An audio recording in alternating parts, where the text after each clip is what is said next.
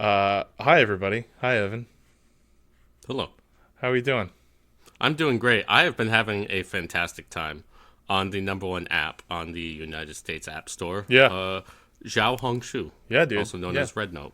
Yeah, Sao Hong Shu. It's really a good time. I spent a little time on there myself today, and Yep. it's great. What I love the most is how willing to embrace. How willing the Chinese people seem to be to embrace their reputation as like all being spies and government agents, and they're just like in on the bit, and they're absolutely loving it. Lots of Luigi Mangione memes. They love Luigi. Yep. They love cats and dogs. Yeah. Real I mean, normal. we do too. Oh, no, I was about to say real normal people shit. It's literally Yeah, just but the thing I like about it is that because of like censors and stuff they have on there, it's just wholesome content. That's not like, entirely true. I mean, there are thirst traps on there, but they're not as egregious. Yeah, you can't. Yeah, like section, like it can't be like as explicitly like sexual. Yeah, and people don't have OnlyFans links and shit. Like it's not as over the top. There are like e-girls in China. Like they're obviously they're out there. I have curated my feed to be almost entirely communism. Lots of Mao and Stalin and Lenin is on there. Also, just cute animals. BYD electric vehicles. And like fucking insanely good looking food. And then like just the like cool like stuff going on in the cities like Chongqing and Harbin and shit. I feel like mine is more rural Chinese life. I'm a sucker for those like and they're like a trope at this point, but like the videos that are very clearly like positive propaganda for like living a rural Chinese life, where it's like got incredibly high production values, and you're like, okay, like hard to believe that this is actually like a farmer out in the countryside, like filming himself pick mushrooms, but like I'm also so sold on it. It's like it's fantastic. And the best ones are like the traditional craftsmanship videos where it's like I watched a guy today like roasting and bending bamboo to make baskets for like 20 minutes. That's sick. It was really really great. Yeah, naturally Westoid freaks, both leftists and like NAFO freaks cannot be normal about it. People are being so strange. Yeah. There's also like a weird amount of people that are like going above and beyond to be like, hello, please be respectful of this Chinese and it's like, can we just all drop the fucking like weird pretenses of like online fucking woke speak and stuff and just be normal? Like they're just people. They're here to fucking I'm watching have a good time. I'm watching the squid stick videos. These people are just putting cuttlefishes on fucking these giant sticks, and they're putting all these dope ass looking peppers and shit on it. Yeah. And I'm like, I don't really dig on cephalopods, but that does look good as hell. Yeah. Anyway, I don't want to detract from that because there's obviously lots of stuff to talk about, but as promised, I am actually writing episodes. I've got another one. I've got Barbarians Part 2 for you guys here today. Yeah. And it's actually, I don't think it will be the longest episode, but if we talk all day about Xiao Hongshu, it will be. Yeah. So what do you say we dive in and we'll talk about the Goths? Yep, sure. Okay, let's do it. Okay.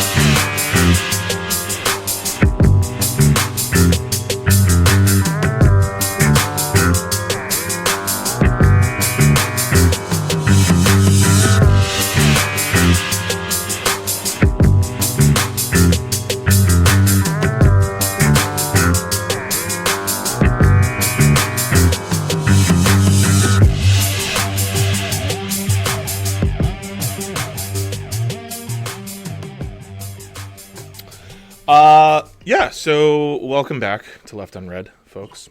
Left Unread coming back at you.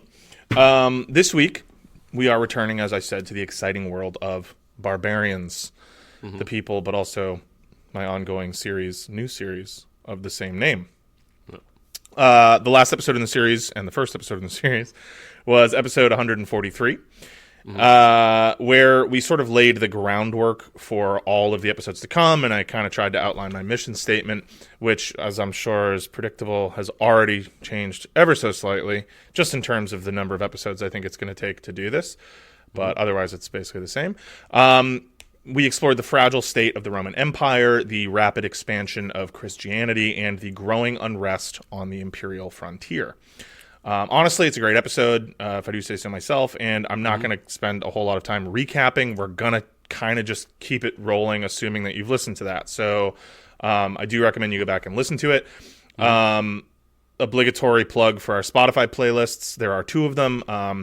All of our series episodes, so this episode when it comes out, will be added to our Spotify playlist, which is called LU Series, which is just there for easier sequential listening. As you guys are no doubt aware, Evan and I do not always record our series episodes back to back to back because we stagger who writes, and some weeks, lots of weeks, nobody writes. So when we do release series episodes, we try to add them to that playlist just so that Spotify users, who are a large chunk of our listener base, have easier access to that. On that same note, if people are using other apps and have ideas about how to make that available to you. If there is that function available, I don't know. Like I use Overcast. There's not that function. Exactly. But if we're missing the opportunity to make that sort of thing more readily available to you and you have the interest, please don't hesitate to shoot us an email. Our email, or you could just use the search function. But yeah, totally. It's not some insurmountable thing. I just it would take me 2 seconds, and I have no problem adding more functionality for people. Also, just because I bring it up periodically, we also put all the music that we use in the show on a separate playlist called LU Rippers. Same deal. Also on Spotify. Largely sequential. Certain things aren't available on Spotify. Certain versions aren't available on Spotify, but for the most part, I would say it's like 99% at this point, like accurate to the release dates of the show, and et cetera, et cetera. You can even find our theme music on there by the inimitable Interesting Times gang. Anyhow, yeah. So playlist stuff out of the way. So that episode left off episode 143 of the series, and this is going to be 146. Yep. That episode left off in the year 376 CE with a growing number of Germanic tribespeople amassing at the eastern Danube border, demanding entry into imperial lands. These barbarians, as they would have been known to the Romans, and I'm going to call them that through this series just because that's what the series is called, and it's a fun word to say, appeared to be Goths, mostly. The Goths being a tribal confederacy that the Romans had been aware of at this point for a little over a century, maybe 200 years. Yep. And I do just want to say, for the listeners, make sure you stick through to the end, because for all of our listeners, we will be giving you a one-time use code to get your own free of charge, right? Courtesy of Left Unread, Big Titty Goth Girlfriend. If you stick through to the end. It's funny. There were a lot of you stick to. There were a lot of points during the writing of this where I considered making some version of that joke, and I decided no, I'm not going to because it's dumb. But I also usually in situations like that, Evan and I are on similar enough wavelengths that I can usually count on him to pick up the slack. So. Yeah, that would be one of the jokes that you would make if I had done this episode. Exactly. Yeah, that's sort of the function that we fulfill on each other's episodes. It's if I cut a joke for time, I can usually count on Evan to make it, and vice versa. If you're getting too serious, I'll put in the low hanging fruit jokes, and likewise we'll balance it out. That's all. Otherwise, we would just record these episodes solo, right? And there's no real point in that. So there had been border skirmishes and raids with the Goths, and even a failed attempt to invade Greece. But this was something different. These weren't just Goth warriors or war bands. These were women and children and the elderly. This was essentially, or what appeared to the Romans to be, an entire civilization. There were thousands of people there. Probably only, honestly, maybe 50,000 to 100,000 people. But that's including, women, children, the elderly. And they weren't just there to raid. They wanted to settle in Roman lands. Now, the empire was ruled at this time it was ruled by emperors Valentinian in the west and Valens in the east. Valentinian, I might have gotten my years a little mixed up. He's not long for this world. He's going to die, and his son Gratian or Gratian, if you're following the old Gibbonsian pronunciation, which the anglicized. I honestly love the anglicized pronunciations of a lot of these names, like Domitian and stuff. So like that's what we go with. Not Domitianus. Yeah, Domitianus is so Domitian. He's gonna take over, or Gratian rather is gonna take over in the west. But Valens is the big swinging dick, and you got to think of more Valens in this case. So anyway, those are the emperors. Their frontier garrisons have been sending them increasingly fevered reports that these Goths appeared desperate for entry, and it did not look as though they'd be asking for that much longer. They're armed, they're freaked out, they want in. Yeah. So clearly there's a potential for a crisis here, which, if you remember last time, the Romans have had their hands full with crises. It's been a crisis-rich couple hundred years. Honestly, pretty high batting average, to be perfectly honest. Yeah. You know what I mean? But once in a while, one came along that really fucked their shit sideways. Yeah. It's so, particularly, like, for example, in the last episode, things were looking pretty bleak, but especially if you're a fan of, like, the great man theory of history, the Romans really are your people, because they supply. They've got a few great men. Aurelian, dude. We talked a little bit about Aurelianus. Yeah, short. He shined bright like a diamond, brother. Yeah, he had a short peak, but it was his world was tour right there with anybody else's. His world tour was some heavyweight shit. Yeah. And then if we're talking about Hall of Fame admittance, you know what I mean, like that. Yeah, his career totals maybe not so great, but that peak was right there. Yeah, he was sort of like what's his name? Famous two-sport athlete, not Barry Sanders. Bo Porter. He's Bo Jackson. Bo Jackson, yeah. He's got Bo Jackson energy. He was a freak of nature who was not long for this world. He was injury prone. Yeah. So, it's people have been able to handle these crises, but there's only so many crises that a civilization can take, especially when they're back to back to back. The Roman military had always been able to deal most effectively with Germanic tribespeople and tribespeople in general, whether it's in North Africa or Gaul or wherever, when they remained disparate and quarrelsome with one another, which tends to be the way that tribal societies are.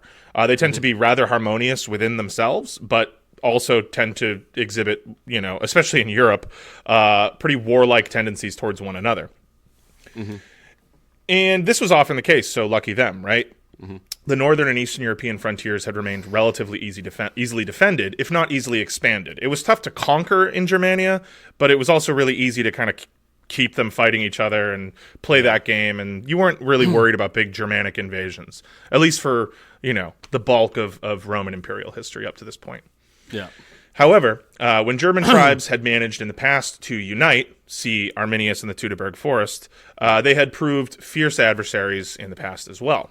Quintilius Varus, give me back my allegiance. Right. We're nerds, dude. Yeah. So the Goths represented a growing trend in the 3rd and 4th centuries of these Germanic tribal confederacies sort of outlasting a particular charismatic leader and becoming enduring political entities, often coalescing into hereditary kingdoms that would last centuries, or at least generations. Now, these sort of mobile nations, as we can come to think of them, will dominate the entire narrative of this series, so get used to the idea. The kingdom of the Goths, for example, there's going to be 2 of them, spoiler alert, the Ostrogoths and the Visigoths. I'm sure you've heard these terms. And we're going to kind of get into that a little bit today, but whatever. The kingdom of the Goths, for example, is going to refer more to the tribal group and its leadership structure than to like a hard and fast stamped out area on the map. Especially as we'll come to see today, it gets a little confusing when you start going back in the history of these groups. Where do they actually come from? Are they actually a unified group? Does their history extend back as far as they claim, or as far back as the Romans seem to believe? We don't know a lot of this stuff, but it sure is fun to engage in conjecture about. Yep. Actually, you know what? It's time for us, I think, to talk about who the Goths were exactly. and why they found themselves essentially banging on Rome's back door. So let's hop back in the LU time machine, dust it off, and we're going to discuss the origins of the Goths, both in their own view, as far as we know, and the view of modern historians. And we're going to do a little summary of their pre-376 history so that we have a clearer understanding of who exactly we're dealing with. All right, and let me dial in the date here so we can go back in the time machine. All right, yep. All right. You ready? Yeah. You in your seat? Yeah. All right. Oh, you missed an opportunity to say, like, engage or something, you know? Engage. Engage. Number one, make it so. Make it so, number one. All right, so keep in mind, like I said, I'm trying to do this in like about an hour. I for Evan's sake, for your sake, for everybody's sake, trying to get away from. Tired here. I'm trying to get away from my long episodes. Barn burners. So it's going to be a lot of information, kind of condensed down. There's things I had to cut. There's things I'm skipping. You know, like all of our stuff, we're not a whole podcast devoted to one topic. So there are people out there that are doing exhaustive stuff on all of this. Shout out, there's a really decent podcast, the Dark Ages podcast, which I didn't use as a source, but I know that it's out there. I listened to it a little tiny bit. It's sort of in the frame of like Mike Duncan's History of Rome. All he does is talk about this shit for like 200 episodes. So, you know, whatever. That shit's out there. A little bit more detail. Yeah. But that being said, I'm going to do my best. Also, just a quick note. I know I mentioned that my mission statement from episode 1 has changed a little bit. By that, I just mean it's going to take me probably more than like one episode per tribal group to get through this whole series. So at this point, we're looking at closer to like 10 to 12 episodes instead of like 6 or 7. Just because like even this one, my notes for this one were like pushing 30 pages, and Jesus Christ. Yeah, I mean, so it's pretty close to cut in half, and I'm going to expand the second one a little bit. And I would have been real mad if I sat down here and saw 30 pages. Oh no!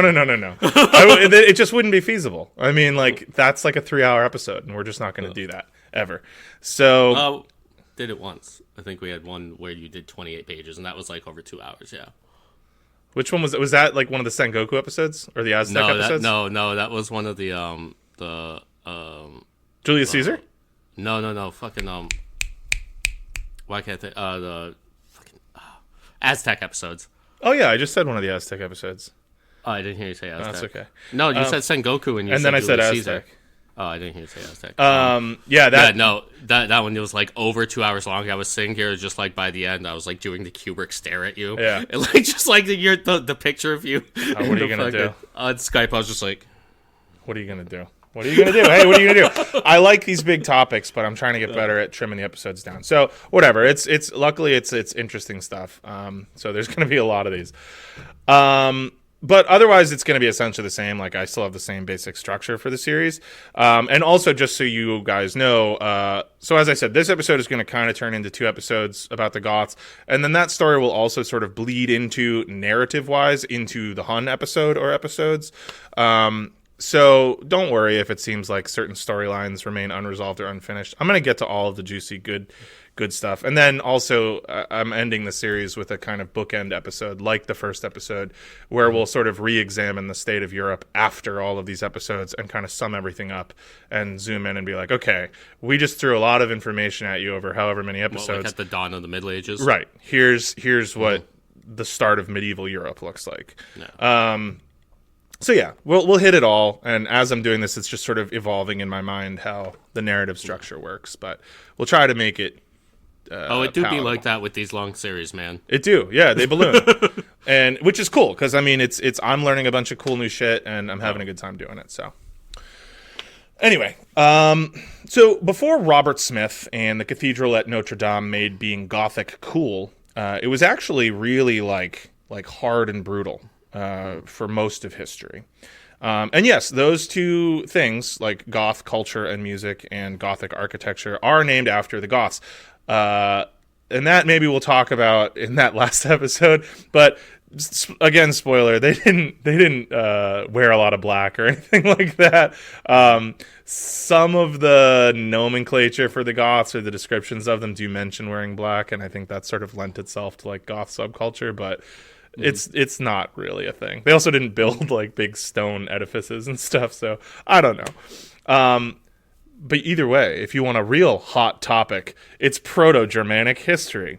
Now, I think one of the first and most important topics that anthropologists and historians like to examine when seeking to better define or understand a particular culture and its place in the broader tapestry of human history is the way that those people referred to themselves and the way that they were referred to by others. Names are important. Obviously, to modern historians, the Goths were Eastern Germans or an Eastern Germanic people. And we've talked about them being a Germanic tribe on this show already. Interestingly, though, while modern archaeology and scholarship has connected the Goths to the other peoples that the Romans readily identified as Germanic, in fact, the term Germans or Germanic, it's a Roman term, the Romans themselves never actually referred to, at least in the written record that exists today, never really referred to the Goths as Germans. Mm-hmm. In fact, as we've discussed on this show before, the Romans weren't overly concerned with properly naming or identifying groups of people at all, particularly those they deemed to be barbarians. So we shouldn't worry too much about how they classified groups beyond serving as a basic framework for our historiography and the way that we kind of examine our understanding of these people. To the Romans, Germans were basically any number of the European tribal groups that existed beyond the Rhine and the Danube borders who possessed some or all of a very loose set of cultural markers that denoted Germanness to Roman eyes. And the Goths certainly did fit this loose outline. Their languages, mode of dress, art, and ways of practicing war were loosely related and distinct enough from, say, the Celts or the Dacians to merit their own subgrouping. And that's about it. The term Goth, which the Greeks and Romans used to describe this particular group of Germans, is actually derived from the term these people used to refer to themselves. This is not always or even frequently the case. A good example being modern Germans, who refer to themselves as Deutsche, not Germans at all, and lots of other people refer to them as other things, like Alemania in Spanish and Portuguese. It's... Or French. Basically every like, Romance language is some version of Alemania. Yeah, right. So it's not always the case that the names that other people call a group are derived from their own name for themselves, but it does appear that with the Goths, that is the case. They called themselves in reconstructed like Proto-Gothic or Old Gothic, which I think that the sciences of like reconstructing dead or partial languages is so cool. I spend so much time on like the Wikipedia pages for like Proto-Indo-European and stuff, and so much of modern anthropology and archaeology is built around the idea that language and culture is like way more important than like any old notion of ethnicity in terms of actually defining these cultures. So I think this stuff is super cool. Their word for themselves would have been something like Gutiudai, which would eventually become Gutones to the Greeks and Romans, who first recorded these specific Germans in the 1st century CE. Gutones would eventually become Goth or Goti, and here we are. Mm-hmm. The Romans really didn't have any contact with a lot of the Eastern Germanic peoples until that time, around the 1st century. And so if we were to only examine Roman records, which are admittedly a lot of what we have, we could conclude that the history of the Goths doesn't extend much further back than that. And there is actually some modern historical precedent for believing that to be the case, largely based around the idea that these sort of permanent and enduring culture groups, which the Romans and the Greeks certainly believed in, the idea that, you know, the Roman history as Romans extended back 1,000 years. They felt that way about other people too, that people remained largely the same even if they moved around on the map. We don't really believe that anymore, and so that's going to be a big part of this episode, but I digress. Luckily for us, and this is a big part of why we're starting with them, the Gothic language and history are actually some of the best attested from late antiquity in contemporary sources. Doesn't mean it's good, and it doesn't mean it's all true, but we have sources, and that's not true for a lot of people. Wait till we get to the Huns. The Huns are a fucking mystery. Part of why they're awesome and so terrifying, we don't know shit about them. Yeah. Most of what we know about them is literally from like comparing them to the Mongols and, you know, later steppe peoples. Mm-hmm. We owe a lot of what we have to a guy named Jordanes or Jordanes, who we will return to shortly. Modern historians and linguists have traced the root of this endonym, which is the name of people call themselves, and the resulting exonym, the name other people call that group, back to the same root as the Scandinavian Geats, who are attested in the Old English epic poem Beowulf as a people inhabiting the southern Scandinavian peninsula, and may have been related to the Jutes, one of the 3 Germanic peoples, along with the Angles and the Saxons, and this will be a part of this series as well, who would colonize Britannia after the fall of the Western Empire. The Jutes apparently didn't do enough to merit being hyphenated into the name, so it's the Anglo-Saxons instead of the Anglo-Saxon Jutes. I think that's a little bit of Jute racism, but what are you going to do? They didn't have the Jutes. Damn. I don't get it. What? They didn't have the juice. Yeah. Come on, dude. Fair enough. I know the real F-heads listening at home love that one. Yeah, they're Shouts they're probably falling over laughing, And I'm not even being sarcastic. There's probably at least one doofus who likes you on Twitter who's like, that Evan, dude. The F-heads love me, dude. He's cracking them, dude. There's more than one, buddy. Peter Heather, who's a historian, whose excellent book, The Goths, is a main source, or the main source for this episode. I did also use Getica by Jordanes, and the same book that I mentioned last week, Barbarian Migrations in the Roman West by Guy Halsall. Those are the main 3 sources for this episode. Peter Heather prefers the simple interpretation that the name Goths simply meant something like the people, or people, which tends to be a really good guess when you're talking about the terms that people use for themselves. Across the planet, historically, that is probably the most popular translation for an endonym, is something like the people, which makes a lot of sense. You know what I mean? What else are you going to call yourselves? However, many other theories have cropped up, and a personal favorite of mine is that it's a reference to ejaculate, specifically intensely virile and prodigious ejaculate, like a stallion's, because the Goths are the seed spreaders, the progenitors, the big cum boys. That one sounds like bullshit, but I do like it. Dude, yeah, I don't think that it's the most reputable, but there are people out there that think that it's something to do with the stallion seed. Oh, those fellas are dropping fucking loads like dump trucks all over the place. 100%. We gotta call them, the big cum daddies. So I can't do a whole episode just about the names. You could, though. I mean, there's going to be, even throughout this episode, it gets so confusing, the number of tribes that, are they the Goths? Were they the Goths? Did the Goths even exist? Who are the Goths? Where are the fucking Goths from? It gets so confusing. Was their virility quite at the level required to achieve the name Goth? Yeah, probably not. Or were they sub-Goth? Right. Were these some sort of pseudo-Goths? Yeah. I did want to mention that connection to the southern Scandinavian peninsula and the Geats as a segue, because if you asked a Goth, or at least Jordanes, to describe their own history to you, that is exactly where it would start.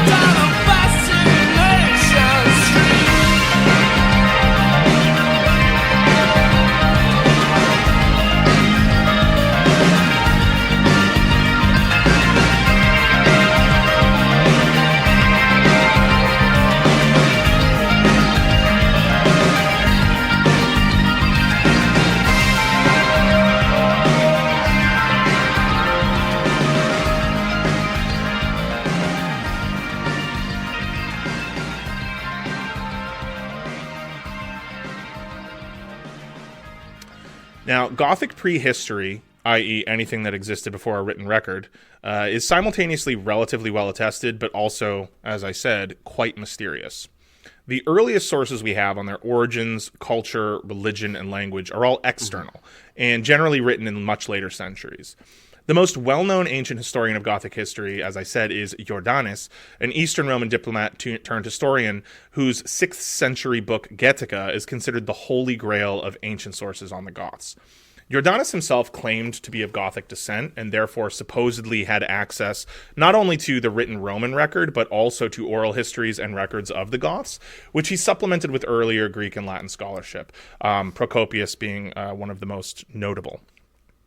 Jordanes claimed the Goths originated in a great island called Skansa, which is now identified with the southern Scandinavian peninsula. They used to think it was an island. Go figure. I mean, if you looked at it, who back then has the ship technology to go that far north into the Baltic to see that it's connected at like Finland or whatever? According to Jordanes, the Goths left their home island in 1490 BCE. Now, that is so long before the events of this that there is no fucking way it's true. Like, I mean, dude, that's like around the time of the Odyssey. Yeah. That's like real like culture myth shit. So yeah, all of this stuff, we can't really. It's mostly interesting to listen to Jordanes just to understand the way people thought about themselves, less than that we should take any of this as it's as good as anything we've got, right? Like. Yeah. Who else was writing about it? But don't worry too much about this stuff. It's really just for fun at this point. Yeah. Just like you can't trust the Trojan War narrative. Yeah. No. And that is from a society that you can trust significantly earlier than Germanic peoples. Right. Well, because the thing is they just weren't.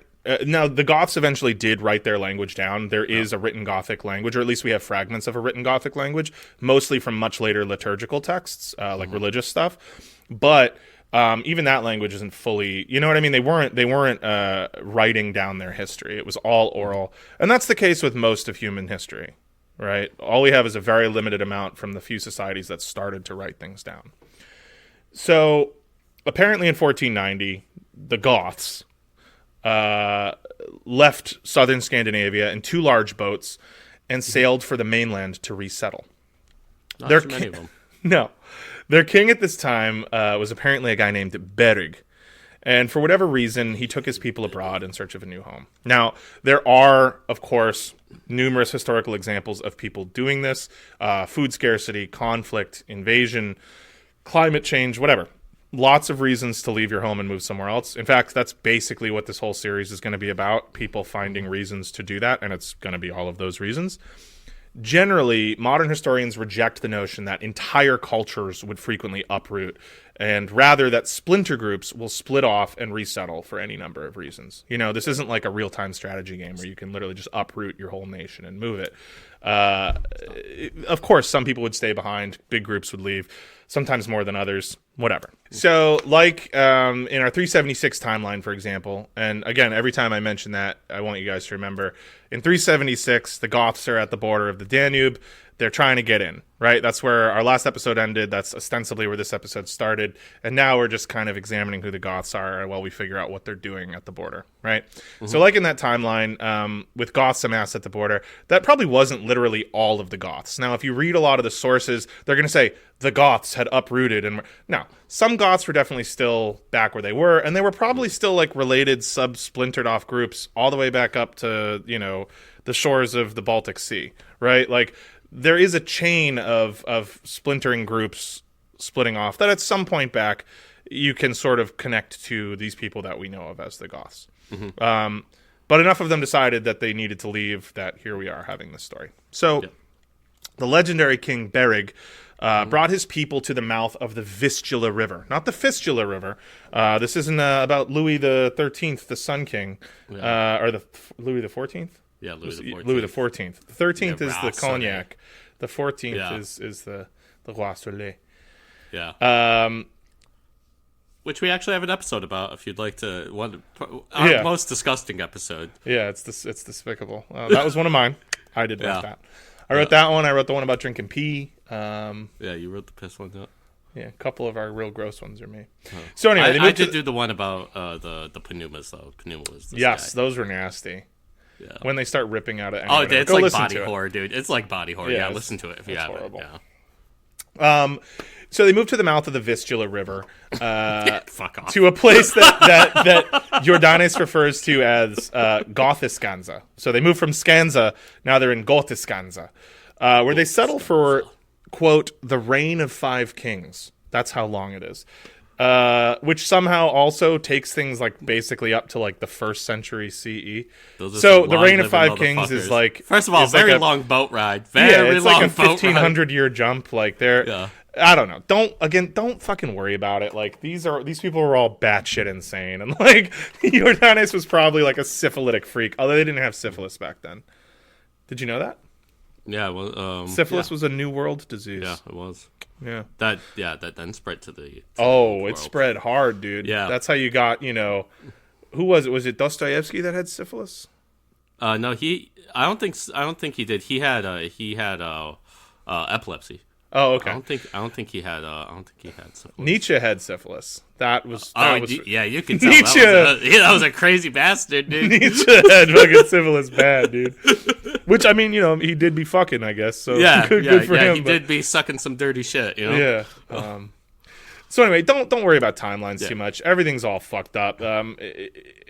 We've talked so much about how jacked up all these old guys were, and it's just fun. It's what we have to work with. So at this point, though, the archaeological record does start to kind of make a little bit of sense, even if the timeline doesn't. Mm-hmm. There is evidence of a shared culture in the area of the Vistula River, the Vilbark culture, which is associated with the Gutones, who may or may not have been the Goths, but were definitely culturally related to them.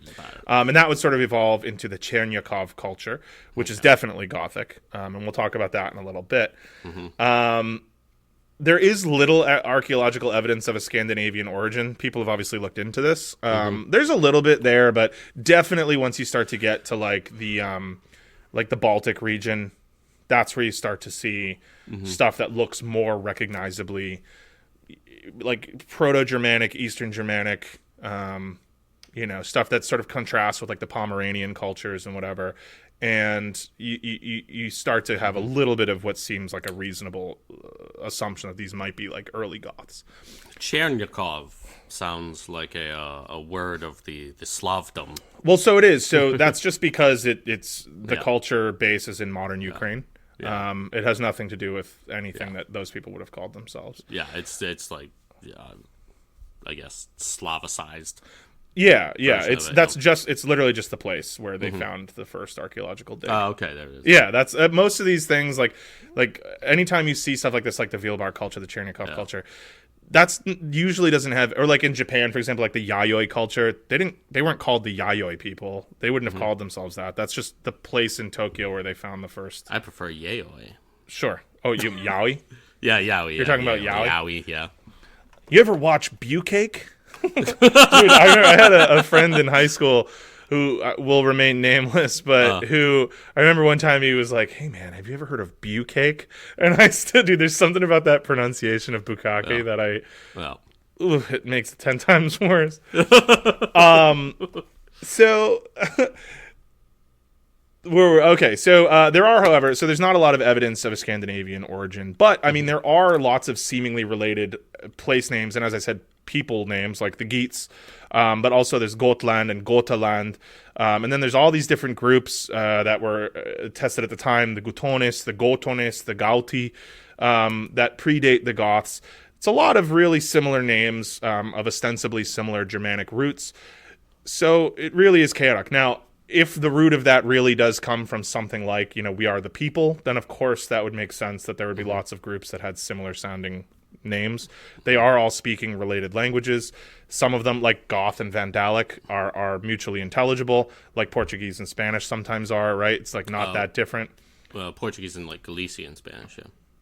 No, but I mean, honestly, even like it usually is one way. Like Portuguese speakers usually have a much easier time with Spanish than vice versa. But there is some degree of mutual intelligibility there. Yeah, right? yeah. I think it's something like 80%. Yeah. It's funny. And written language, certainly it's way more. Written it's like entirely. But speaking, like Portuguese has very different pronunciations, even for words that look similar. All right, I shouldn't have mentioned Portuguese. Bad example. You're going to get too excited. Well, no. It's very funny. Evan? I used to... my old I had some neighbors at my last apartment, the old Portuguese people across the street, and then there were these like Hispanic people that moved in, and they would just fucking scream at each other and like argue and shit like that. There's just the Portuguese people just screaming Portuguese, and then the Hispanic people just speaking Spanish, and you could tell like it wasn't fully getting there, but like they were able to come to some terms. I will say one thing I've learned is that if there is a group of people who are likely to be racist against Latin Americans, it is older Portuguese people. They do not like Brazilians, and they do not like fucking Latinos. That's not always true, but yeah, you're kind of speaking in a monolith there. You know what I mean? I've seen it be true. Bit of a monolith. I've seen it be true so many times. Yeah, it's a bit of a monolith that you're talking about there. There are I some said older. There are some racist folks among the Portuguese, but you know. Anyway, hey, whatever. Fight me. However, between the Portuguese and Spanish, we're allowed to make fun of each other, but nobody else is. Mm-hmm. It's like brotherly love, you know. Sure. Yeah. So anyway, it's chaotic. Everything that we're talking about is obviously very chaotic. We're going to save a little time here because he goes on and on and on about the travels of these proto-Goths. And as we've established, it's probably mostly not real, so we're going to skip a lot of it. We're going to skip some of it. But he describes this single, culturally unified, static Gothic kingdom bouncing around Eastern Europe for 1,000 years, fighting and conquering and getting tough. Before eventually settling on the coast of the Black Sea in the 4th century, which is roughly when they enter Roman history. A little sooner, but he says that they settled there in the 4th century. Yep. Okay. Now, modern historians don't prescribe to the idea, as I said, of these like permanent structured cultures and societies existing throughout centuries in the ancient world, especially in this part of the ancient world. Even in settled, stable, established cultures, such as those that existed in China or Persia or Rome, underwent massive cultural, ethnic, and linguistic shifts over centuries. So the idea that this culturally solidified kingdom of people called the Goths was just bouncing around Europe as one big self-identifying group is honestly pretty ludicrous. That doesn't mean that there isn't some cultural connection that can be traced back to Scandinavia or Pomerania or whatever. It just means that we can't stress it too much, honestly. Like, this is one of the big points I want to make in this series, actually. And I sort of mentioned this in the last episode. Like, during the Third Reich, for example, Hitler and his goons, they really latched onto this ideal of, like, some ancient, unifying, superior German culture. And I really want to emphasize that, like, that doesn't exist in real life, right?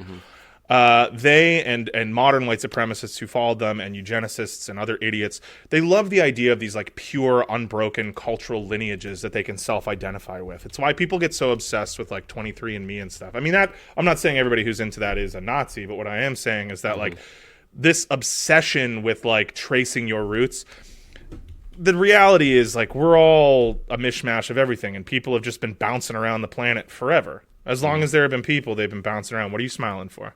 Do you not see? Oh, I had a Evan added to my notes here at White Genocide now, please. So anyway, that like idea of like a pure unbroken chain of lineage just like isn't real, right? In fact, the very notion of ethnicity is such a malleable thing, and modern historians and anthropologists really lean towards identifying groups more along linguistic and cultural lines than some sort of secret genetic code that they share. The Goths, for example, that waited at the Danube border in 376, they outwardly presented cultural markers that can link them with a broader Germanic or Gothic culture at that time. But they may have, or members of their tribe may have been genetically closer to Scythians or Alans or Vandals or Franks than they were to, you know, each other, right? Similarly, when we talk about the Huns, like the Huns were likely not a unified people. There were likely, you know, quote-unquote Goths in the Hunnic hordes, and vice versa. We'll talk later about when the Goths enter Rome, they're fleeing the Huns, but also like groups of Huns help them fight like it's just everybody's moving around. Being a Hun was vibe-based. Yeah, dude. You had Same to get with a lot of these jumped in. groups, though. You know, if you're like 2 generations in, it's like anything. There are hallmarks of British culture. For example, love of bad food and this guy Robbie Williams that transcend any data genetic testing might present you with. Wow. Don't start with that movie, man. I am so. It's just. It had like a $500,000 opening weekend. Yeah, people are like shocked. Fucking Paramount. I think it was Paramount paid like $30 million to distribute and advertise. Yeah, in the U.S. Yeah. But you know what? That's what people have been saying for months. Like, yo, we don't know who this guy is. Yeah. We don't hate him. We just literally don't know him. That's what they get for in every single fucking bit of ad about it or any sort of promotion. They refer to him as a monkey. Yeah. I'm sorry. Get that fucking shit out of here. That is an ape. That is a chimpanzee. That is a great ape. Don't come to me about evolving out of clades. Monkeys are not apes, okay? Yeah, Sorry. no. Monkeys have tails. Apes don't. That is chimpanzee. Hey, that's just one of many differences, okay? Yeah, so. Fucking assholes. Yeah, it's... Fucking chauvinist dogs. Them pushing that movie is hysterical, though, because it's like literally like... Nobody in America knows Nobody knows who he is. And it's like, I get it. Like, he's been doing a lot of press about it. He's actually very chill about that. Like, I saw a pretty funny interview with him where he's like, hey, look, I know it didn't work there. I'm a big deal. It's okay that you guys don't know me. I like America. My wife's American. She knows me. Otherwise, like, he's like, I understand. It didn't catch on. I don't know what it is. My shit didn't work over there. That's okay. But it's like, okay, knowing that, what the fuck, man? Like, why is anybody shocked that nobody's going to see a movie about a guy they don't know? And the guy's not even in the movie. It's a fucking monkey. It's not a monkey. It's a great ape. It's not a monkey. Well, you don't know. Have you seen him pantsless in the movie? Maybe he's got a tail tucked up in there. It's a chimpanzee. They will say in the same promotion that he is portrayed by a CGI chimp, and then also refer to it as a monkey. These people need to be put in prison. So anyway, can we get back to the show? So Yeah. I guess what I'm saying, after pages and pages at this point of describing the origins of the Goths and their name, is like, don't worry about any of it, honestly. While this stuff is fascinating and it's super worth the scholarly time and effort and investment in trying to parse as much truth out of it as we can from an abundantly spotty written record, none of this is set in stone. The prevailing scholarship is constantly changing, and it's really fun. This is some of the most interesting shit out there to me, but like, it's not something that people should latch onto with any kind of like, you shouldn't be excited that you're like a descendant of the Goths, right? Like, my family are Scottish, but I'm as likely to be like Italian or whatever. You know what I mean? Like, it's you can only go back so far. Are not likely to be Italian. No, but you know what? I'm just making an example. Like, whatever. Okay, Russian or something. Like, it's if you go back far enough, we're all from somewhere else. You know, you might know where your great grandparents are from, but like, what the fuck? Who cares? That's like a drop in the bucket. It's fun. I think it's cool to have these cultural identifiers, but you shouldn't use it as a basis for like thinking you're better than anyone or that you're, you know what I mean? Because nobody's a part of these fucking, they don't exist. These like unbroken cultural lineages. That's all I'm trying to say. I mean, I'm happy that I'm Portuguese, but I know it's not for everybody. Not everybody could handle all the shitties, you know? Not everybody could handle it. Yeah, you don't have a problem with it. I love it. Yeah, I love this. You've got a real sausage capacity. I love the sweetbread with the eggs? with the hard boiled egg in it that isn't deshelled. I love that. My mom would give me one every Easter. Me and my sisters, we'd always get one, and I remember seeing them at the house. That was the first time I saw them. Was on your mom's counter. Yeah, and I was like, what? Like, what the? Dude, you were starstruck. Dude. I was starstruck's not the right word. Starstruck is excited and fascinated. I was horrified. I was like, what? Why were these people ever allowed to leave Europe? There's no. It's delicious. It's delicious. I'm sure it's fine. Sweetbread with the boiled egg in it. For those listening, it's like a challah. It tastes like challah. If you've ever had like Jewish challah, it's way sweeter than challah. Yeah, but it's like that's a good analog. Don't. It looks kind of like challah, but it's like braided. Very sweet, it's sweet, and it has whole shell-on hard-boiled eggs embedded in it that you're supposed to like dig out of your bread. Yeah, you can see the egg in the middle. You can see it poking out like cysts, like those frogs in Sumatra that lay eggs in their back. It's disgusting. And so you eat the bread until you get to the delicious egg treat in the middle, and then you got to break the shell. Yeah, because imagine you're having a nice piece of coffee cake, and you're like, you know what would be great is a fucking runny yolk right in the middle of this. It's insane. It's not runny. They're hard boiled. I know. So by the 2nd century, you don't know. By the 2nd century, no, I do. I'm just making an analog. By the 2nd century, you're just changing it. Listen, man, who fucking cares? Okay, we're not doing an episode about the Portuguese. Portugal will come up eventually with the Visigoths. Okay, and then you can talk all you want about talking about Swaby? your horrid backwards culture. See, after you just got done talking about how nobody's better than anybody else, look at that. I didn't say chauvinism comes out. I didn't say Northern European disgusting pig attitude comes out. I didn't say nobody's better than anyone else. I just said that, you shouldn't think that. You shouldn't think that. That's different.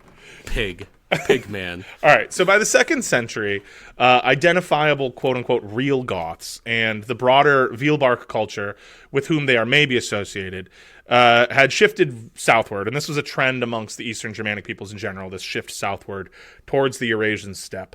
And then we see the formation of the aforementioned Chernyakov culture, which was very large, a large culture, and is well attested in the archaeological record. And it was remarkably uniform. That's when we really start to see what we can identify as like a Gothic culture, or the culture from whom the Gothic group came out. And this is largely in the modern Ukraine, between the Danube and the Don rivers. Now, this culture was clearly Germanic and is believed to be the cultural skeleton of what we refer to as Gothic culture, but genetically and ethnically would have likely contained a huge admixture of Germans, Iranians, Romans, Slavs. They were all Goths.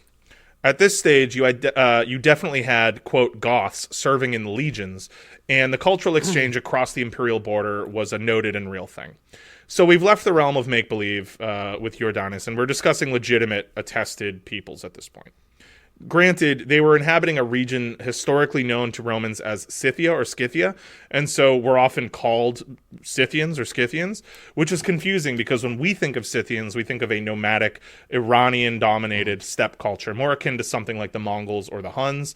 But again, it's so malleable, don't stress it too much. Scythians are people you fight in Rome Total War. Yes. Actually, speaking of Mongols, it is now widely accepted that the Goths' southward migration onto the Eurasian steppe in the west occurred roughly concurrently with the Mongols' movement out of Siberia into the Eurasian steppe in the east. And they would both kind of come to adopt steppe customs, though the Goths were never really true steppe nomads. They became really adept at horsemanship and falconry and archery and all that stuff, but they also maintained a lot of traditional Germanic hallmarks. They were a little more into agriculture. Their style of warfare was a little different. They never truly adopted the way of the horse. The Mongols obviously did, to great aplomb. And unbelievably, we've discussed that. Yeah, I love it. Mm-hmm. The steppe peoples are my absolute number one historical obsession. It is. You're it is a steppophile. My Roman Empire is the Roman Empire, but also the Mongol Empire. Mm-hmm. So the Goths did mingle with Scythian groups like the Sarmatians, and they became adept at horsemanship and all that stuff. But it was tempered by their Germanic roots, which became a really interesting and formidable combo, especially in war.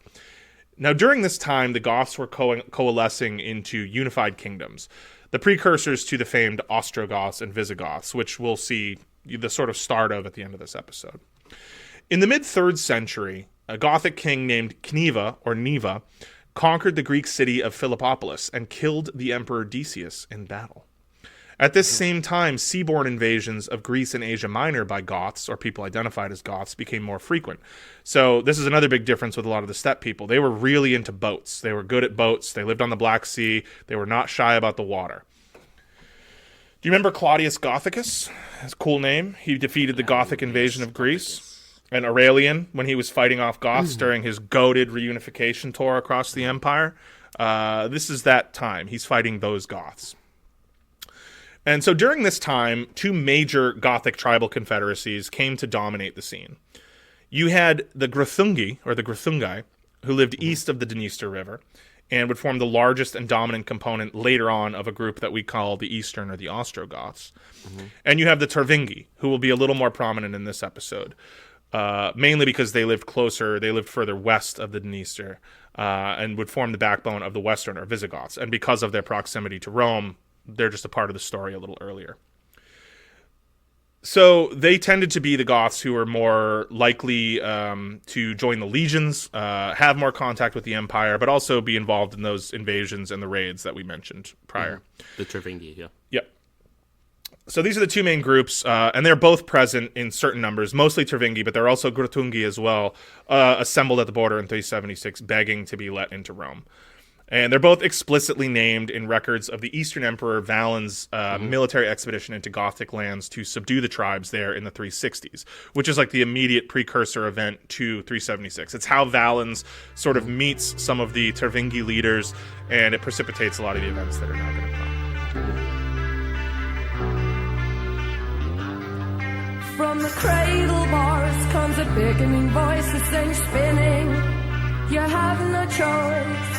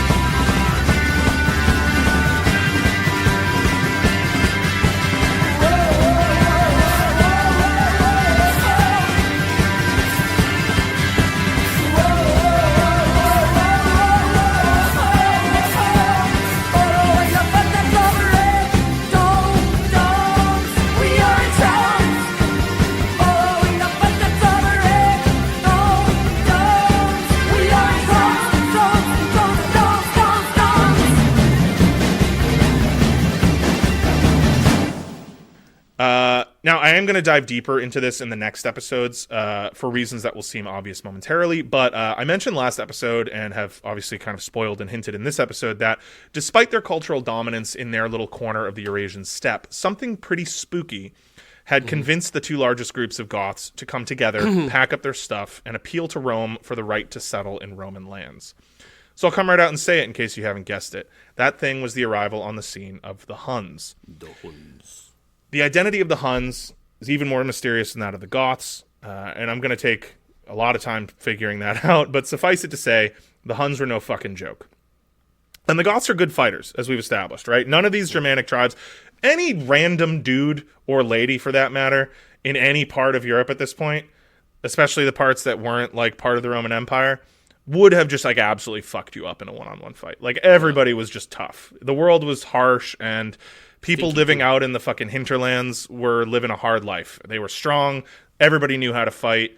Everybody fought in wars and shit. People would do it for fun. You'd like go join a Roman legion for 10 years and learn how to do that shit and go home and become a war chief. And like, it was just a wild way to live. Mm-hmm. So in that world, the Huns are like a cut above. They're most analogous in terms of military supremacy to the Mongols under Genghis nearly 1,000 years later. As we talked about in my Mongol episodes, that style of life remained largely unchanged from back in Roman days when it's earliest attested, all the way up through the Mongol Empire and even later into medieval era stuff.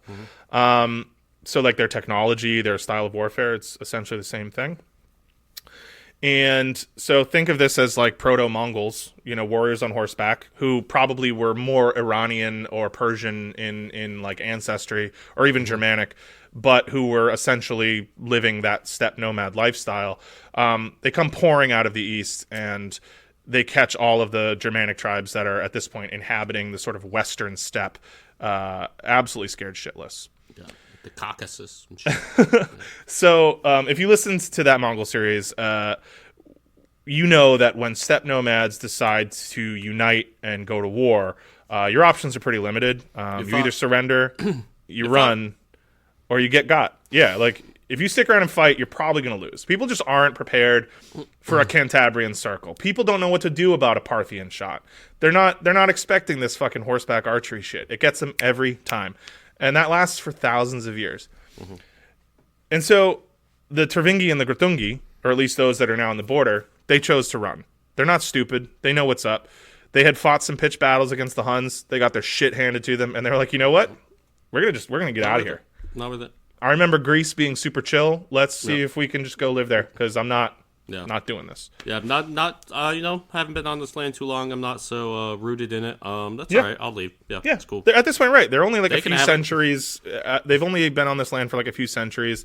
Yeah. They're like, whatever. We've moved before. Let's move again. Let's get out of here. These dudes mean some fucking shit. Yeah. Yeah. You see the way they ride those horses? I mean, I'm a good horseman. I'll ride a horse like that. That guy rides a horse real good. He's I don't real do good. anything like that. No, yeah. I barely he shoots the jack bow my while dick he's on off the. that good. It's crazy. So the Romans are now obviously starting to hear rumbles about these Huns, mainly from the frantic Germans amassed at the border. But let's be real. If you're a Roman emperor or a general at this stage, you don't really have the time or the resources to be focusing on future problems. You got to deal with the people that are literally at your back door knocking right now.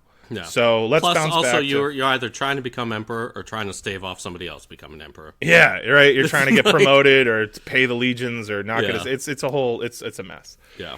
So the Goths in 376, there's a lot going down for them. Both the Gruntungi and the Tervingi, they start to get raided by the Huns. That shit is brutal. And simultaneous to this, a civil war had broken out among the Tervingi. Two rival leaders, Atanarik and Fritigern, remember Fritigern, who had long both aspired to total control over the tribe, they finally came to blows amidst the pressure of the Hunnic raids and the need for unified direction and leadership. Fritigern, who at this point was maybe already a convert, but was at least sympathetic to Christianity, which was becoming a major unifying force, as I mentioned, not only in the Roman world, but also out on the frontiers among the Germans and, the various peoples of North Africa. It was really catching on. Also, S-tier name. Let's just get that out of the way. Fritigern. That's a good one. Yep. So it had begun to take root at this time. Now, Athanaric, his rival, was famously persecutory of Christians. And again, that may not have been true, but it was a good way to get the Romans, who at this point were super Christian, in your good graces, would be like, this guy fucking hates Christians. So supposedly in their initial struggle, Athanaric won the fight, and then he would go on to lead the Tervingi in battle against the Huns, which he did not win. And that substantially weakened him and weakened his popularity. I mean, nobody could blame him. The Huns are just like racking up dubs at this point, and it's not an easy task to have. But Fritigern, meanwhile, he goes and he appeals to Emperor Valens for aid. He promises to convert his people to Christianity, and he's also like, this guy hates Christians. If you help me, I'll make sure that all the Goths become Christians. So Valens swings in with the legion or whatever, and Fritigern and Valens combine to defeat Athanaric, and Fritigern sort of gains the largest controlling stake in Tervingi leadership. There's always other people. It's not a fully unified kingdom at this point, but Fritigern is like the big swinging dick among the Tervingi Goths. Valens was famously in favor of reconciliation between the church and Rome, which had become a decidedly Trinitarian following the Council of Nicaea in 325 CE and the establishment of the Nicene Creed. and the non-Trinitarian sects, which are favored along the frontier, especially with Germans. Germans love non-Trinitarian Christianity. Yeah. Fritigern, along with many of his people, convert specifically to Arian Christianity. Now that's Arian Christianity. Yeah, not Aryan with a Y. Yeah. Right. Which is one of the major and most popular non-Trinitarian sects in the region. Arianism, the Christian sect, is attributed to the North African Christian philosopher Arius, who was a popular, and it was a popular sect among those who were opposed to the Nicene Creed. In addition to its rejection of the Holy Trinity, which is one of the major components of what the Nicene Creed established, was they canonized this notion of the Holy Trinity, the Father, the Son, and the Holy Spirit, which is still a major part of Catholic and Orthodox doctrine. Yeah.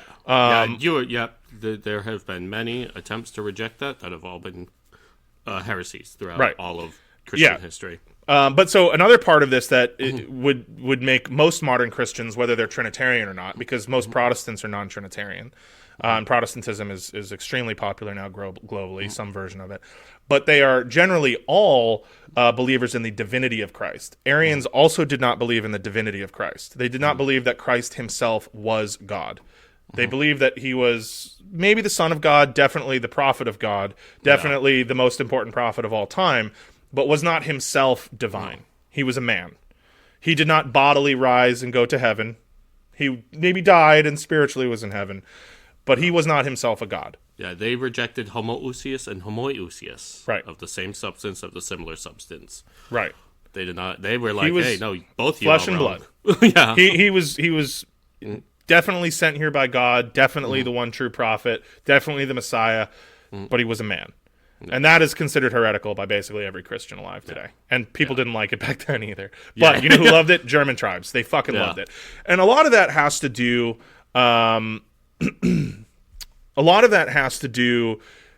with the fact that their Proto-Germanic theologies, and we can learn a lot of this by looking at the Norse theology, which is sort of the most well-attested and the longest-lasting vestige of like Proto-Germanic religion. And they were obviously all different, but there were common threads. It was really common among German peoples to approach their gods as sort of more human than a lot of other cultures and a lot of other religions would. And so their gods like Thor, or whatever, there were a lot of different versions of these sort of archetypes. But like the Thor type figure, the Odin type figure, they're extremely powerful and kind of approaching omniscience at certain times. They're still bound by certain mortal constraints that would seem totally alien to not only, modern followers of Abrahamic religions, but also even to other ancient pagans who sort of held their gods to be less material than many Germanic peoples did. A lot of people felt like, a lot of Germanic religions, felt like the gods were inhabiting essentially the same reality as us. And they might have been on other worlds or other planes of existence, but they could be killed. In fact, that was a huge part of Viking mythology, was like the idea that the gods would one day all die. And then like reality would warp and start over. Like a lot of people would have found that really strange. German people were like, no, what are you talking about? Gods can't live forever. Like, what do you mean? Like everything dies. So anyway, this ideology of Arianism with an I should be contrasted with Arianism with a Y, which is a dogshit racial ideology that nobody should care about. Anyway, I digress. So Fritigern and his Tervingi, along with the Greuthungi under the dominant leadership of Saphrax and Alathius, you don't really have to remember either of them, decided to get out of Dodge because the Huns were looking to stick around. They uprooted as many of their people as would follow them, and they amassed at the border of Rome. And so we're back to square one. We ended last episode with this. We're almost going to end this episode with it. There's a lot of backstory.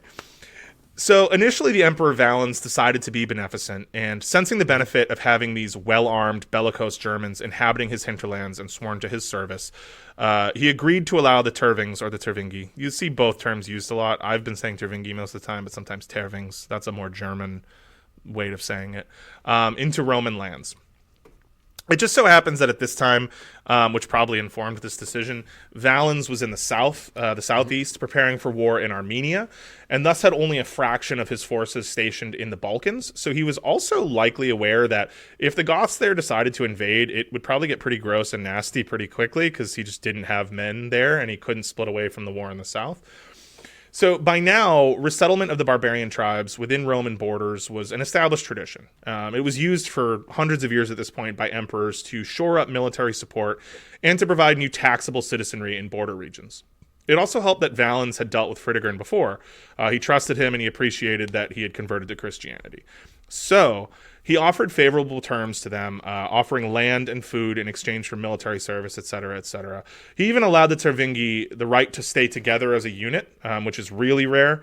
Usually these groups would, for obvious reasons, be kind of split up and scattered around and mixed in with like other local populations.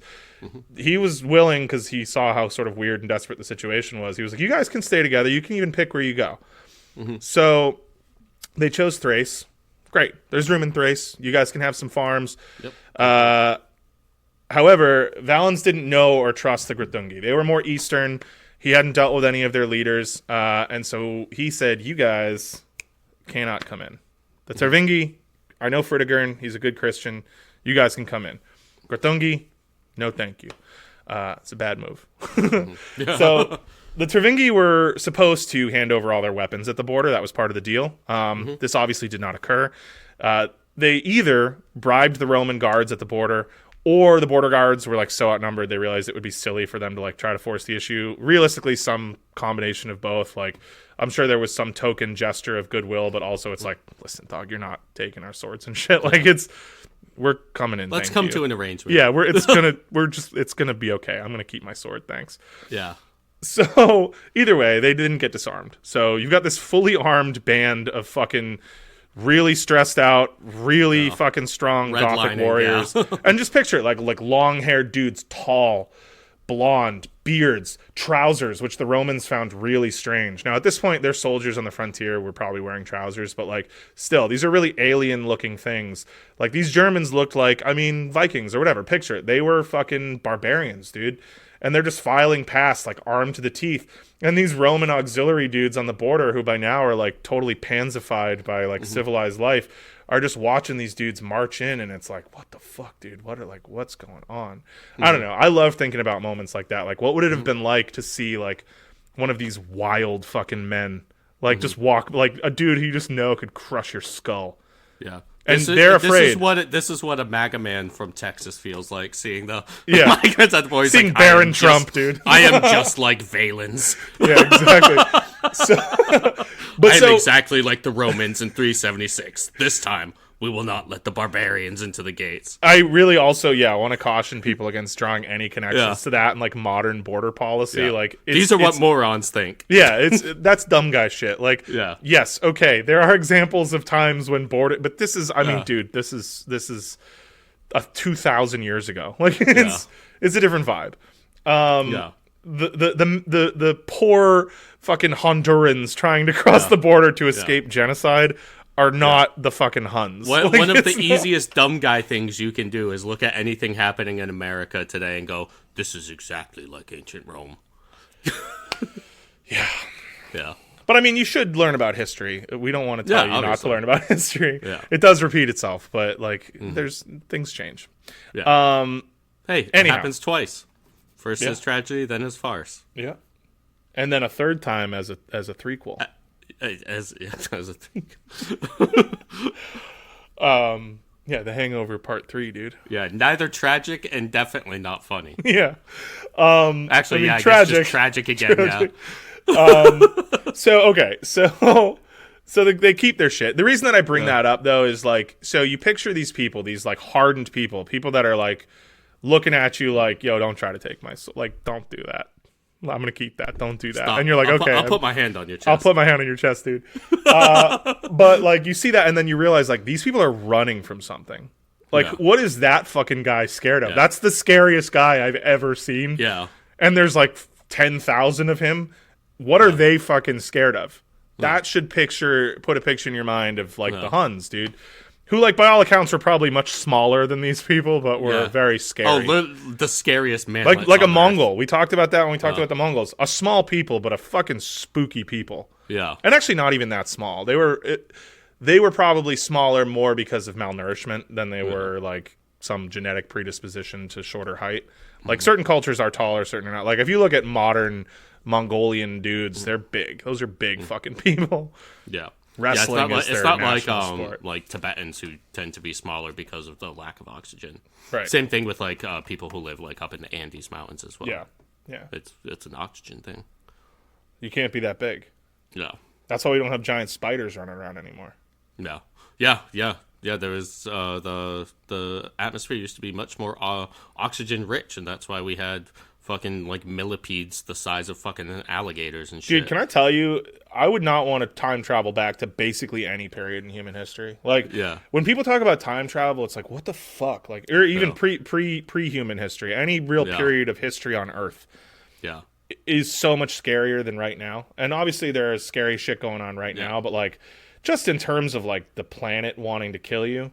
Yeah. Like Precambrian seas and shit, like dude, goddamn, fucking spooky stuff.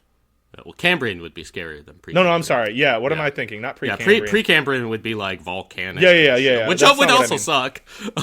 Or that's like not ice ages and shit, yeah. I'm talking about Cambrian like period, the oceans, like Jurassic like shit. Cretaceous era seas were crazy. Like there were like giant reptile fucking whales that just wanted to rip and tear, like fucking sharks and dragonflies the size of eagles and shit. Nowhere on Earth was like chill to be. Dude, imagine you as a human are walking and you just get picked up by an insect and eaten. Yeah, getting eaten by a bug is one of the spookiest Or thoughts. even another one, what are they called? They're called murder birds. Yes. But it's like the early human history, like birds that were like bigger than like ostriches and shit, and like they ate horses. Yeah. They were like so big that they could eat horses, and they were like roaming fucking the continents. Yeah, I think especially like the New World. Literally, they're called murder birds. That's I know what you're talking about. Yeah, I know. I'm telling. I watch a lot of like long form YouTube videos. That's what paleontologists have decided to call them. They're that murder spooky. birds. Birds are dinosaurs, man. It just is what it is. Like, look at them. Yeah, look at a cassowary, dude. That's a dinosaur, dog. Yeah. So they're moved south, the Goths, right? They're inside the borders now. The Tervingi are. And they're basically set up into refugee camps, awaiting land allotments where they're given plots of land. And in the meantime, they were promised deliveries of food because they're sitting in a camp, basically. They aren't allowed to forage or farm. They're going to be moved. But so in the meantime, we'll send you some food. Mm-hmm. And their supplies are dwindling, so they're like, great, thanks. Mm-hmm. Very shortly, however, it becomes clear that no such aid is forthcoming. Mm-hmm. Famine breaks out in the Empire. And basically nobody is like willing to give up their food to a bunch of fucking Goths. So on top of that, they're not getting their food, which, you know, people get real upset when they're not eating. They start to get squeezed by the Roman commander in the area, Lupicinius, either in an attempt to extort them or split them up because he's like, I don't know why everybody told them they could stay together, but like, that's making me nervous. I'm trying to... And the Goths are like, no, the emperor said we could stay together, so we're going to stay together. Yeah. And some sources claim that he was trying to squeeze them for money. People were definitely trying to do that because they knew they were starving, so they were trying to sell them food at like really high costs. Basically, this is like civilized people engaging in fucking capitalist loser shit, and they don't understand. They don't understand that they're dealing with like thoroughly dangerous individuals who eventually are just going to be like, "All right, we're just going to get food, thanks." Like, so that's basically what happens. They revolt very quickly. They fucking smash Lupicinius's garrison, and Tervingi warriors just begin raiding the countryside for food. And so the Roman troops who were stationed back at the Danube to ensure that the Greuthungi did not cross, they have to rush back to try to help Lupicinius. This leaves the Danube crossing basically unguarded, and the Greuthungi are looking at each other like, well, we're crossing. So they cross in, and so now you had two separate large bands. Up to 50,000 people apiece, but that's, again, including lots, maybe 10,000 warriors each. And there's no major military force to stop them because Valens and his legions are down south, and the garrison up there is running around trying to catch one group or another. It's some real Scooby-Doo shit. I've made a huge mistake. Yeah. Pandora doesn't go back in the box. So...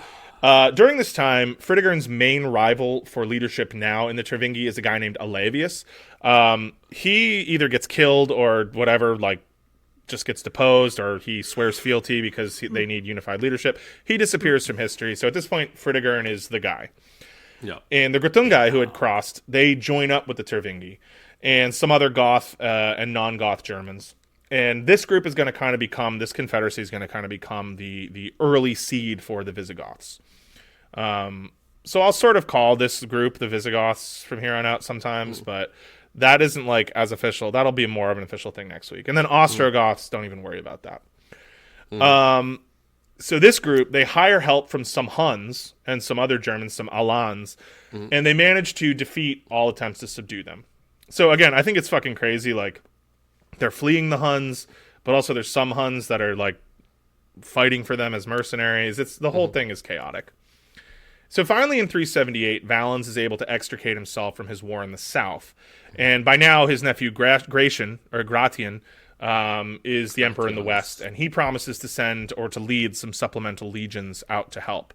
And so Valens decides it's time, we gotta engage these Goths under Fritigern, these Tervingi or Visigoths, whatever. We gotta engage them in a pitched battle and show them what a Roman legion can do. But these are not the Roman legions of 200 or even 100 years ago. Right? We talked a little bit about the degradation of the legions. They're not even fighting in the same kind of tactics. And frankly, like, a lot of these Germans and Goths have fought in the legions and they know their tricks. So it's just not, the legions that dominated the European military scene for all these hundreds of years are just not as good at it anymore. A, the enemy knows their tactics, and B, it's like just not the same like level of training and shit that it used to be. So they get absolutely smashed. Gratian's forces are delayed. Valens apparently is pretty jealous of Gratian because Gratian's really popular. That's like a big thing with the co-emperor deal. Gratian's really popular. He's winning a lot of battles back home in the west.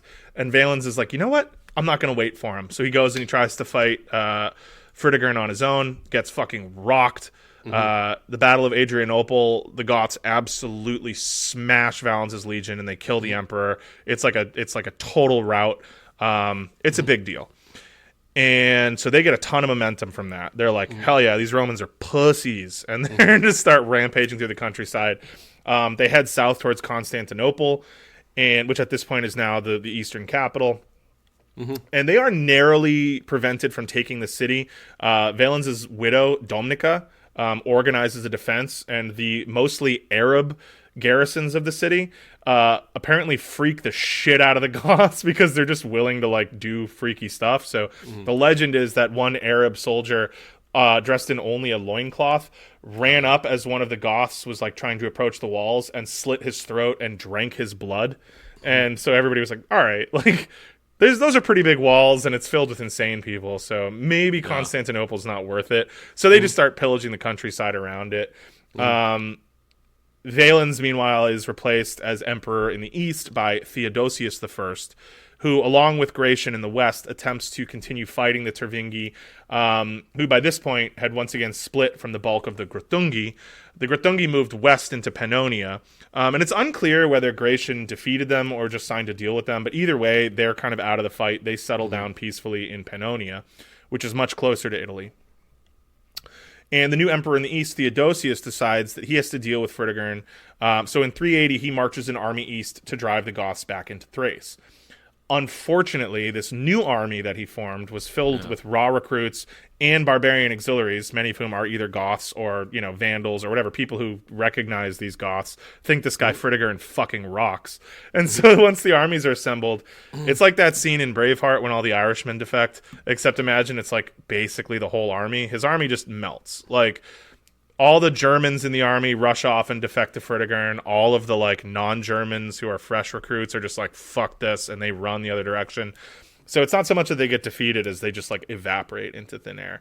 So at this point, this is two like major Roman armies in 2 years that are just like smashed by the Goths inside Roman territory. That shit's unprecedented. That doesn't happen. This is the first time that shit's happened. Everybody in Rome's freaked out. So at this point, both emperors are like, we just got to make terms. We got to make terms. So the legions finally get their shit together, and they manage to push back the sort of proto-Visigoth Tervingi back into Moesia, which is, the part of Thrace that they had been told they could settle in.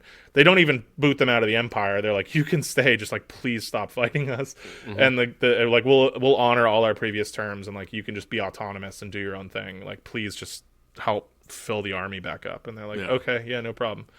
We like to fight. Yeah, so basically they agree to like help with military service and like not much else. They're like barely getting taxed, if at all, and they're just they got a pretty sweet deal. So this left both groups, the Tervingi and the Grthungi, in really excellent positions to negotiate their futures, either through treaties or force of arms. And while imperial propagandists were working overtime at this point to kind of spin this outcome in a way that looked planned and favorable to Roman interests, it should be super clear to everybody how precarious this situation really was. The imperial military and command structure is seriously deficient at this point, and you now have large, experienced, armed groups of basically autonomous barbarian tribes people completely settled inside Roman borders. It's not good. They have experience fighting for and against Romans and the confidence of multiple really impressive victories under their belts. And now they have safe lands to farm and grow strong and get their strength back and increase in number. Plus, the Danube border is now weakened, and people are slowly starting to spill in and swell their ranks. Also, and this is fun, the Huns didn't just disappear, and neither did the rest of the Grthungi who remained on the far banks of the Danube. They're watching their cousins whoop the Romans, and they're starting to get some ideas like, oh shit, Rome is like weak. Like we can, and not only that, but there's all these other people like Vandals and Franks who are seeing this, and they're just like, oh shit, like, okay, it's fucking game time. Like, Rome is maybe ripe for the picking. So it's only going to get fuckier for the Romans. Their days are pretty seriously numbered here. But everything is coming up Millhouse for the Goths. And so this is, I think, a good place for us to end the episode because there are some major events coming up in the next, like, 60, 70 years of our story for the Goths. And there's just no room here to shoehorn them in. So thanks for tuning in to part 2 of the series Barbarians. I hope you guys enjoyed. And if you did, you're in luck because it's rapidly turning into a massive project. There's going to be a lot more to come. So that's that. That's episode 2 of the Barbarians. Yeah. I want to make a quick addendum to something I said earlier about Arianism. So as we said, Arianism rejected that the son was of the same substance as the father. They were heterousious. They believed in heterousianism. However, there was a sect, like the semi-Arians. They were the ones who believed in homoiousianism. They were like, okay, yeah, it's not the same substance, but it's a similar substance. Right. So that was like the big argument in the Council of Nicaea. People loved back then those like super pedantic arguments about like the substance of Christ's being. Also, just dude, that is like such like a mealy mouth like enlightened centrism take. What does similar substance mean? It's the same substance, or it isn't, man. Like, well, okay, so if God is cheese, and a human is milk, Christ was like butter. Yeah. Okay, so like he's solid, similar. But like it's still a dairy product. Yeah. Yeah. Oh. Yeah, I don't know. Anyway, yeah. So I just wanted to make that quick addendum. The semi-Aryans were the homoiousians, but the full Aryans were heterousians. Most of the Germans, I believe, were full Aryans, but I don't fucking know. Yeah.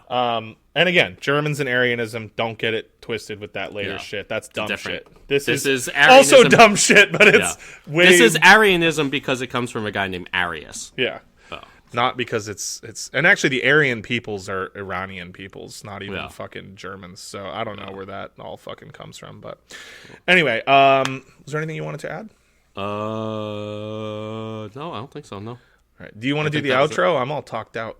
Yeah, sure. So once again, thank you all for joining in with us today. We thank you for listening. If you enjoy the podcast and you would like to support us and donate a small monthly amount to help keep the podcast going, well, you are in luck because we have just the thing for you. You can go to www.patreon.com this time /leftunread.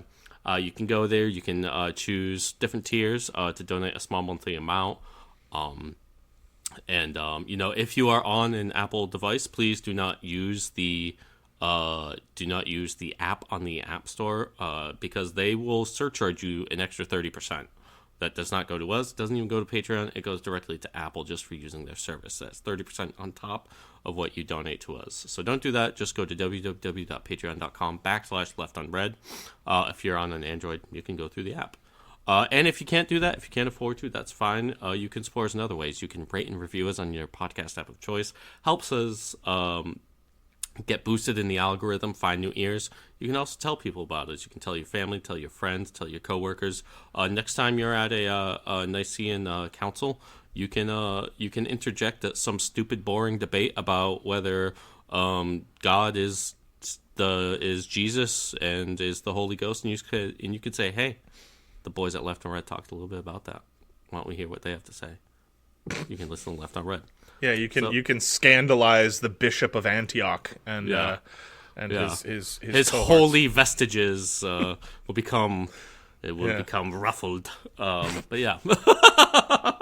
Anyway, yeah. So again, we thank you for tuning in, and we will see you next time on another episode of Left on Red.